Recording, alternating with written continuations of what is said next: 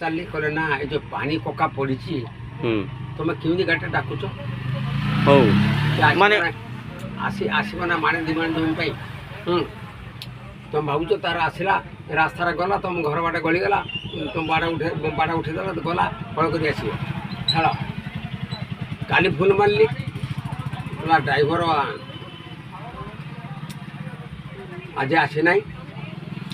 କାଲି ରାତିରେ ବାର ଫୋନ୍ ମାରିଲି ଆଜି ସକାଳେ ଫୋନ୍ ମାରିନି କହିଲା 9ଟା ବେଳକୁ ଗାଡ଼ି ଯିବ। ଫୋନ୍ ମାରି 10:30 ବେଳେ ଫୋନ୍ ମାରିଲି ଫୋନ୍ଟା ଉଠେଇଲା କହିଲା ମୋ ଗାଡ଼ିଟା ଗଳି ଯାଇଛି।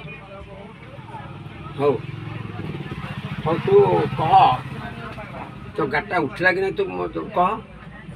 ଲାଷ୍ଟ ଏମାନେ ଯେଉଁ ଥିଲେ 7-8 ଜଣ ଲୋକ କହିଲା ଆମେ ସବୁ କମେଇ ହେଇଗଲେ କିଆରି ଆମ ପାଣି ନିଷ୍କାସନର ହଳ ହେବ। ମୁଣ୍ଡା ଠିକ୍ ଅଛି